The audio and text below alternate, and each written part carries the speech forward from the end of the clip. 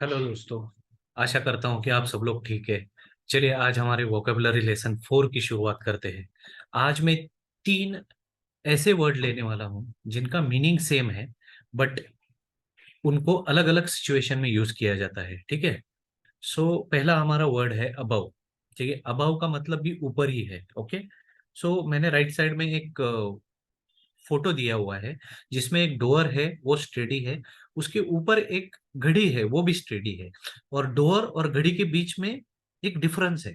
ठीक है। दोनों एक दूसरे को टच नहीं किए हुए हैं। There is a distance in between door and the clock, right. ऐसे सिचुएशन में अबव का यूज किया जाता है। मैंने 2 एग्जाम्पल दिए हुए हैं एक्सप्लेनेशन के लिए। पहला एग्जाम्पल है, a clock is above the door. दरवाजे के ऊपर एक घड़ी है। ठीक है। दूसरा एग्जाम्पल है, there is a lamp above dining table. Dining table के ऊपर एक लैम्प है। इसका मतलब एक डाइनिंग टेबल है, उसके ऊपर एक लैम्प लगा हुआ है। दोनों में अच्छा खासा डिस्टेंस है और लैम्प जो है वो स्टेडी है। ठीक है। अबव कहाँ पे यूज किया जाता है? अगर आप राइट साइड में एक फोटो देखते हो तो उसमें एक डोर है, उसके ऊपर एक क्लॉक है। ठीक है। और क्लॉक और डोर के बीच में एक डिस्टेंस है, मतलब कि वो दोनों एक दूसरे को टच नहीं हुए हैं। और क्लॉक जो है वो स्टेडी है, वॉल पे वो घूम नहीं रहा है। ऐसे सिचुएशन में अबव यूज किया जाता है। ठीक है। दूसरा हमारा आज का वर्ड है ऑन। अभी ऑन का भी मतलब है ऊपर। ठीक है। बट अबव और ऑन, ये दोनों कौन से सिचुएशन में यूज किए जाते हैं वो बहुत ही इंपॉर्टेंट है। अभी आप देखिए, मैंने राइट साइड में एक फोटो दिया हुआ है जिसमें एक टेबल है। टेबल के ऊपर किताबें रखी हुई है। ठीक है। मतलब कि टेबल के ऊपर किताबें हैं, तो वहां पे हम लोग अबाउ यूज कर सकते हैं क्या? हम लोग नहीं कर सकते हैं, क्योंकि मैंने पहली स्लाइड में आपको बताया कि अबाउ तभी यूज किया जाता है जब दोनों चीजों में डिस्टेंस हो, दोनों एक दूसरे को टच ना हो। ठीक है। बट यहाँ पे सिचुएशन अलग है। यहाँ पे आप देखेंगे कि टेबल और किताबें दोनों एक दूसरे को टच किए हुए हैं। ऐसे सिचुएशन में ऑन यूज किया जाता है। अभी आप और एक सिचुएशन बोलता हूं मैं जिसमें है कि किताबें जो है वो घूम नहीं रही है, किताबें एक ही जगह पे है। ठीक है। ऐसे सिचुएशन में ऑन यूज किया जाता है। मैंने 2 एग्जाम्पल दिए हुए हैं। पहला एग्जाम्पल है, they are lying on your bed. वे आपके बिस्तर पर लेटे हुए हैं। मतलब कि वे आपके बिस्तर पे लेटे हुए हैं और बिस्तर और वे एक दूसरे को टच किए हुए हैं और वो इधर उधर घूम नहीं रहे हैं। ठीक है। ऐसे सिचुएशन में हमने ऑन यूज किया। दूसरा एग्जाम्पल है, cat is on the table. बिल्ली मेज पर है। अभी बिल्ली टेबल पे खड़ी है। ठीक है। और उसके पैर जो है वो टेबल को टच किए हुए हैं। बिल्ली इधर उधर घूम नहीं रही है।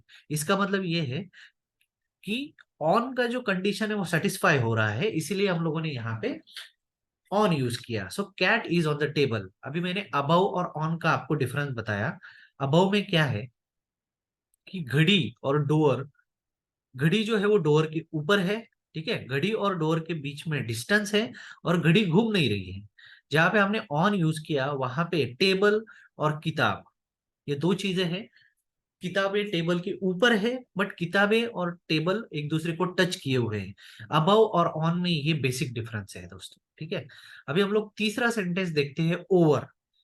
अगर आप राइट साइड का वीडियो देखेंगे तो उसमें पंछी जो है वो समंदर के ऊपर उड़ रहे हैं, बराबर। अभी पंछी समंदर के ऊपर है, बट वो उड़ रहे हैं और दोनों में डिस्टेंस भी है, वो एक दूसरे को टच नहीं किए हुए। तो ऐसे सिचुएशन में ओवर यूज किया जाता है। ठीक है। मैंने पहले आपको अबव बताया जिसमें घड़ी और डोर के बीच में डिस्टेंस था, घड़ी स्टेडी थी। हमने ऑन यूज किया, उसमें टेबल के ऊपर किताबें रखी हुई थी, किताबें घूम नहीं रही थी और किताबें स्टेडी थी, और किताब और टेबल टच किए हुए थे। ठीक है। अभी तीसरी सिचुएशन क्या है जिसमें हम ओवर यूज कर रहे हैं? समंदर के ऊपर पंछी उड़ रहे हैं, मतलब मूव कर रहे हैं, और पंछी और समंदर के बीच में डिस्टेंस है, वो टच नहीं किए हुए हैं। ओके। मैंने 2 एग्जांपल दिए हुए हैं कि moved his hand over his hair. उसने अपने बालों के ऊपर हाथ घुमाया। अभी उसके हेयर तो स्टेडी है, हाथ घूम रहा है। जब हाथ घूम रहा है तो हाथ और बालों के बीच में डिस्टेंस है। ऐसे सिचुएशन में हम ओवर यूज करते हैं। दूसरा एग्जांपल है, birds are flying over the sea. पक्षी समुद्र के ऊपर उड़ रहे हैं, ठीक है। अभी ये सिचुएशन में भी पक्षी जो है वो घूम रहे हैं, समंदर स्टेडी है, दोनों के बीच में डिस्टेंस है, तो हमने वहां पे ओवर यूज किया। दोस्तों आई थिंक ये बहुत इंपॉर्टेंट है, मैं और एक बार जस्ट शॉर्ट में रिपीट करता हूं। अबव, अबव में डोर और घड़ी दोनों के बीच में डिस्टेंस है, घड़ी स्टेडी है तो हमने अबव यूज किया। ऑन, ऑन के एग्जाम्पल में टेबल और किताब, टेबल के ऊपर किताबें हैं बट वो किताब और टेबल जो है वो टच किए हुए हैं, ठीक है। और ओवर में समंदर के ऊपर पंछी उड़ रहे हैं, ठीक है, बट वो एक दूसरे को टच नहीं किए हुए हैं। हमारा अगला सेंटेंस है अबाउट। अबाउट का मतलब है के बारे में, ठीक है। इसके दो एग्जांपल्स है। ही कंप्लेन्ड अबाउट द नॉइस, उन्होंने शोर के बारे में शिकायत की। दूसरा एग्जांपल है I am thinking about my children, मैं अपने बच्चों के बारे में सोच रहा हूं।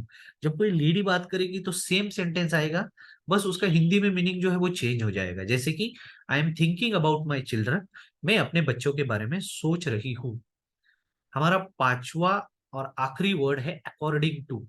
अकॉर्डिंग का मतलब है, अकॉर्डिंग टू का मतलब है के अनुसार।